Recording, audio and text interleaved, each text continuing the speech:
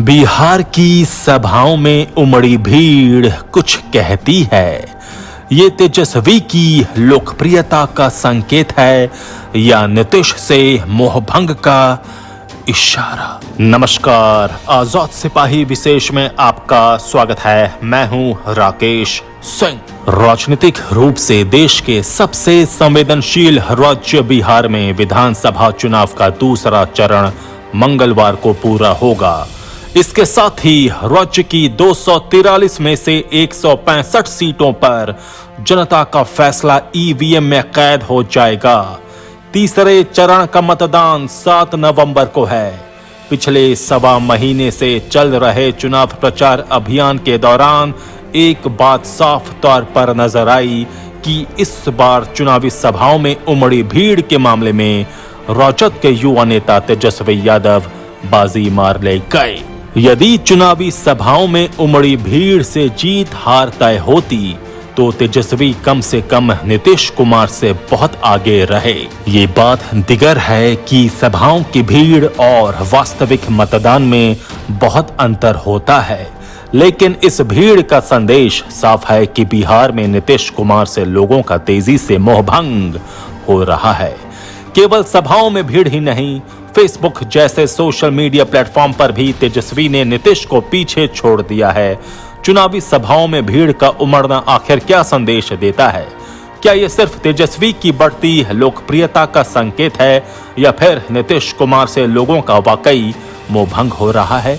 बिहार के दूसरे चरण के मतदान के ठीक पहले भीड़ के संकेतों का विश्लेषण करती आजाद सिपाही पॉलिटिकल ब्यूरो की खास रिपोर्ट। शनिवार 31 अक्टूबर को बिहार में नेता प्रतिपक्ष तेजस्वी यादव ने एक दिन में 19 रैलियों को संबोधित किया और दूसरे चरण के मतदान का प्रचार खत्म होने तक वो राज्य की 250 विधानसभा सीटों पर रैलियां कर चुके हैं।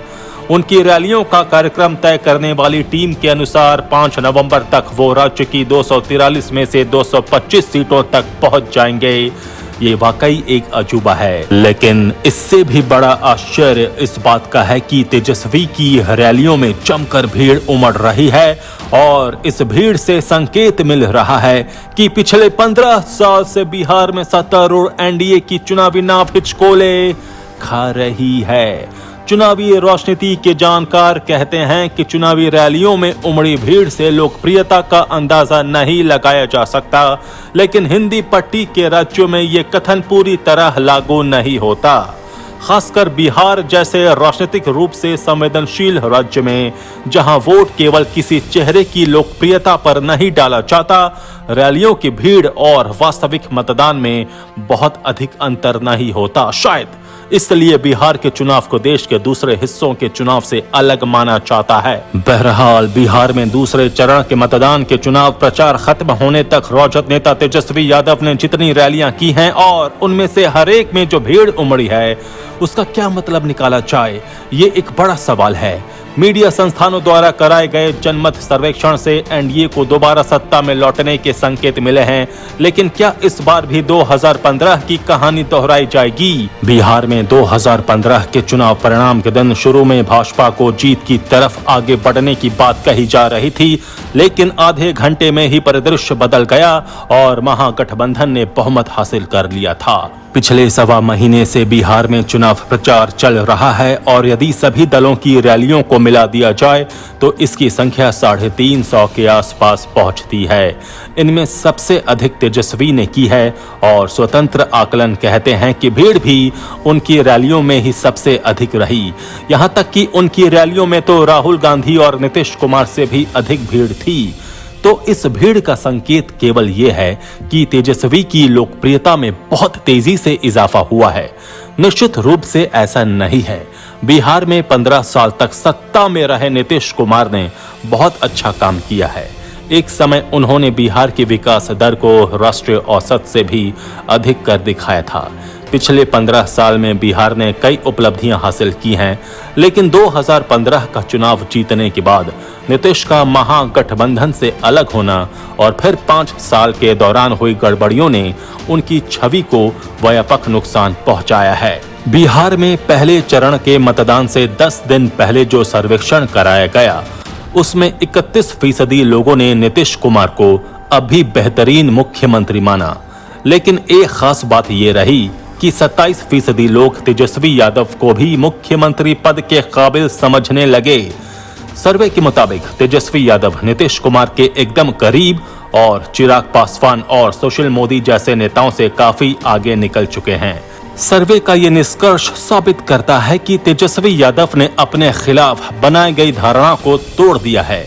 नीतीश और तेजस्वी की रैलियों की तुलना करें तो एक बात ये भी साफ हो जाती है कि किसी भी रैली में तेजस्वी या राजद के विरोध में नारेबाजी नहीं हुई, लेकिन नीतीश की कई रैलियां विरोध की गवाह बनी।